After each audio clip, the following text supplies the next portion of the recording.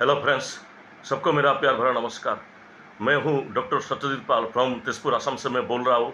दोस्तों, मैंने पिछले वीडियो में एक खतरनाक वायरस डिजीज़ के बारे में, डेडली जो डिजीज़ है जिसके लिए हम लोग का असम, बिहार और बंगाल में बहुत सा आदमी का, इंसान का, औरत का और मर्द का मौत होता जा रहा है। और दरअसल ये फ्लड का सीज़न में ही ज़्यादा होता है। जब फ्लड आता है, बाढ़ आता है, जब बांध पानी होता है, और जो फ्लड जब सुखाते जाता है, फ्लड का जो पानी है जब सुखाने का टाइम में ये वायरस पैदा होता है।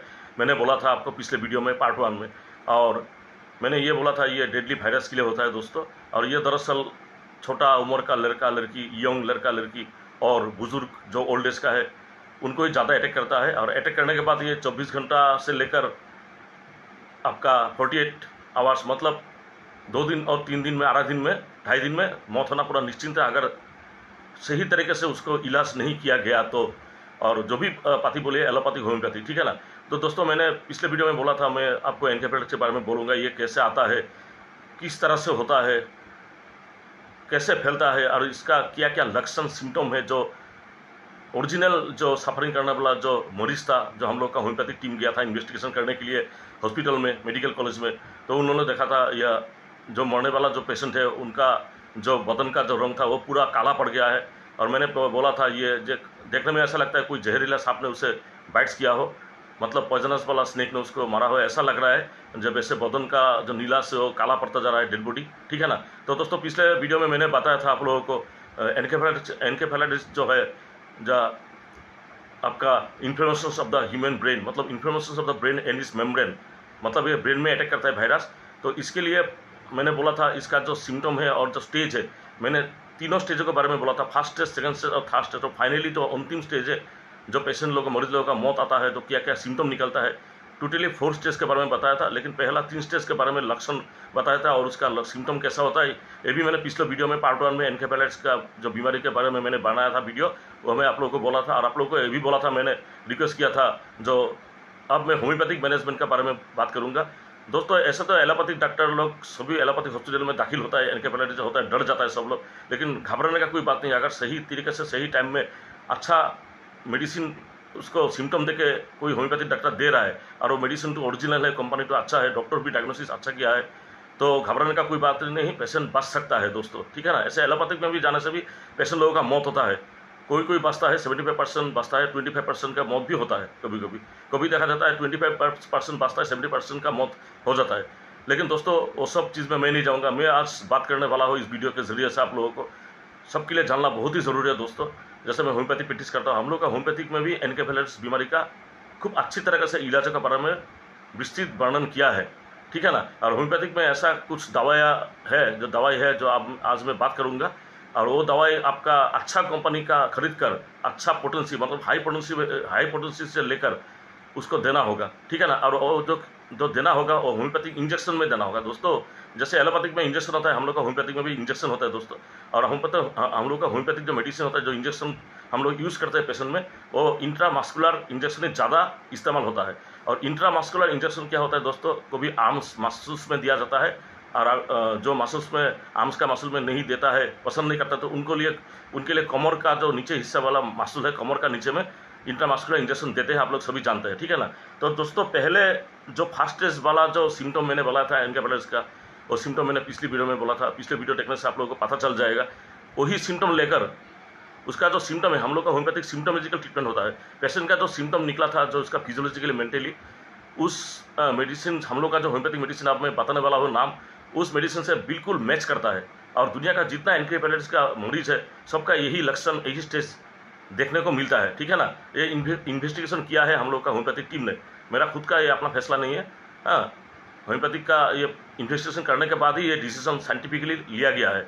तो मैं पहला स्टेज का बात कर रहा हूँ। पहला स्टेज में जो एनकेफेलाइटिस का जो पेशेंट होता है, उन लोगों को बहुत ही ज़्यादा बुखार होता है, सर में भयानक दर्द होता है, सर दर्द होता है, सारा बॉडी में भी दर्द होता है। और वो सबसे खास सिम्टम है, जो वो पेशेंट जो उल्टी करता है, वोमिटिंग करता है, उसमें उसका ग्रीन कलर का वोमिटिंग होता है, बाद में नीला कलर का, और फाइनली काला कलर का, ब्लैक कलर का वो उल्टी करता है, मतलब वोमिटिंग होता है। इसलिए पहले स्टेज में आप लोग, जब पेशेंट डायग्नोसिस हो गया, जो इसका एनकेफेलाइटिस बीमारी हुआ है, पहला स्टेज आ रहा है, तो आप लोग एक काम कीजिएगा, मैं आप चारों होम्योपैथिक मेडिसिन का नाम बताऊंगा।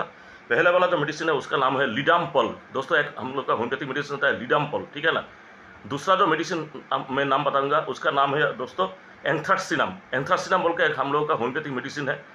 पहले वाला लिडाम्पोल, दूसरा एंथ्राक्सिनम, तीसरा जो है पाइरोजेन व पाइरोजिनम बोलता है, और जो चौथा है जो फोर्थ मेडिसिन इचिनीशिया। ये चारों मेडिसिन मतलब लिडाम्पोल, एंथ्राक्सिनम, पाइरोजेनियम और इचिनीशिया, ये चारों मेडिसिन का 1M जो 1000 पावर का लेना होगा, खरीदना होगा दुकान से, अच्छा कंपनी का, ब्रांडेड कंपनी का। और हर मेडिसिन का 1 ड्रॉप लेकर टोटल 4 ड्रॉप, 4 मेडिसिन का 4 ड्रॉप, मतलब 1 ड्रॉप लेके हर मेडिसिन का 4 ड्रॉप में डिस्टिल वाटर में पुश करके, मैंने डिस्टिल वाटर में मिक्स करके इंट्रामस्कुलर इंजेक्शन देना होगा तुरंत फर्स्ट स्टेज में।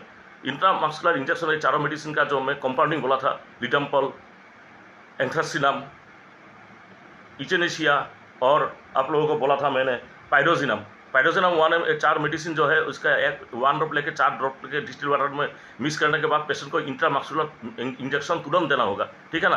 ये पहला फर्स्ट स्टेज के लिए। ये इसे फर्स्ट स्टेज से ये जो इंजेक्शन गिरेगा तो पेशेंट धीरे धीरे अच्छा होने लगेगा।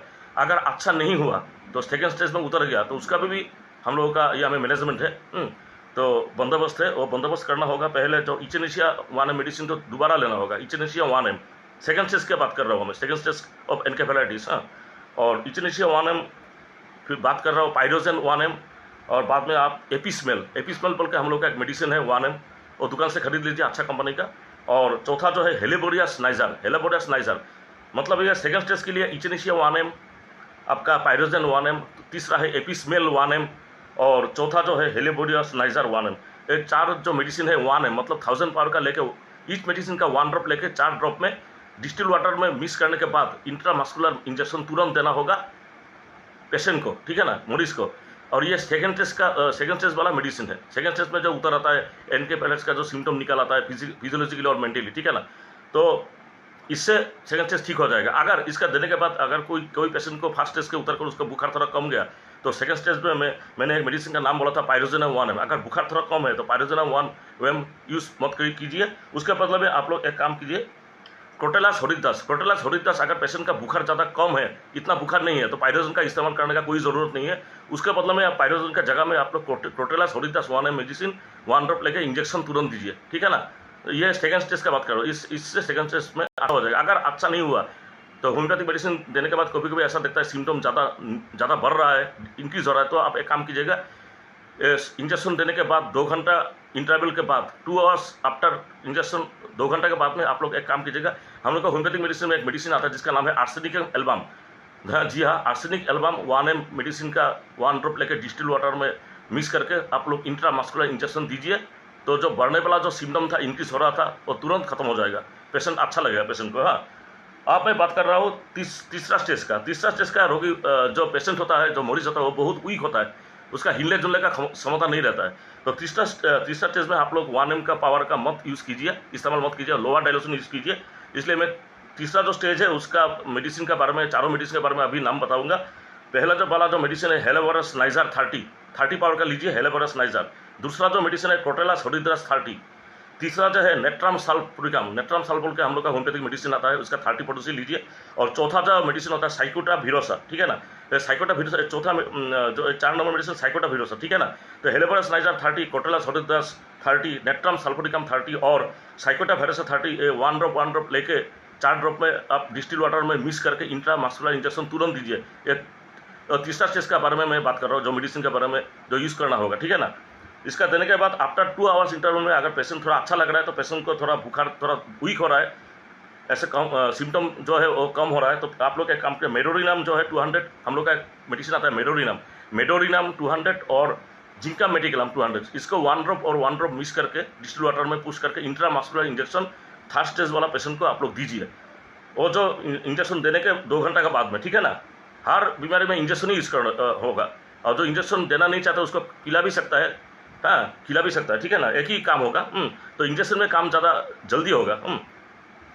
तो कीजिएगा, यही कीजिएगा, इंट्रामस्कुलर इंजेक्शन थर्ड स्टेज में। अब फाइनल स्टेज का बात करो, अगर फाइनल स्टेज में भगवान करे उसका अगर बचने का कोई उम्मीद है तो उसका हाल थोड़ा बदतर हो रहा है, कभी ऐसा होता है 50-50 चांस से बात भी सकता है, मर भी सकता है, तो आप लोग एक काम कीजिएगा, जो फाइनल स्टेज में जो सिम्टम आता है, मैंने पिछले वाला वीडियो में एनकेफेलाइटिस का फाइनल स्टेज जो पेशेंट का मौत होता है तो क्या क्या सिम्टम आता है निकल आता है, उसका हिसाब से मैं होम्योपैथिक मेडिसिन का साइंटिफिकली नाम बताऊंगा।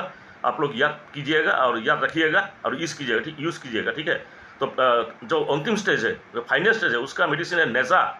नेज़ा बोल के हम लोग का एक स्नेक का पॉइजन से, कोबरा स्नेक का पॉइजन से एक मेडिसिन बनाता है कंपनी, नेज़ा ट्रिपोडियम 30। ये मेडिसिन लीजिए खरीद के। एसिड, दूसरा मेडिसिन है एसिड हाइड्रोसाइनेकियम, एसिड हाइड्रोसाइनेकियम 30। पहला वाला है नेज़ा, दूसरा वाला है एसिड हाइड्रोसाइनेकियम 30, और तीसरा जो है लेकिसिस 30, और चौथा जो फाइनली है कार्बोवेस। तो ये चारों मेडिसिन लेके 1 ड्रॉप, हर मेडिसिन से 1 ड्रॉप लेके टोटल 4 ड्रॉप्स आप डिस्टिल वाटर में मिक्स करके फौरन इंट्रामस्कुलर इंजेक्शन जो अंतिम पर्याय है पेशेंट को दीजिए। तो देखिएगा मिस्टीरियस रिजल्ट आप लोग को देखने मिलेगा। जो पेशेंट मौत का जा रहा था, मौत का नज़दीक आ रहा था, वो बचने लगेगा, उसका जिंदा होने का उम्मीद सबको दिखाई देगा, ठीक है ना। तो ये है डेंजरस डिसीज एनकेफेलाइटिस का होम्योपैथिक मैनेजमेंट दोस्तों, और ये पूरा साइंटिफिकली प्रूव किया है। और अभी जो जिस मेडिसिन का मैंने जिक्र किया, ये सब मेडिसिन एनकेफेलाइटिस का जो सिम्टम है, रियल जो पेशेंट है उनसे मिलता है, उनसे मैच करता है, ठीक है ना दोस्तों। सब अच्छा रहे, सब सुखी रहे। ओम नमः शिवाय, हर हर महादेव। चलता हूँ।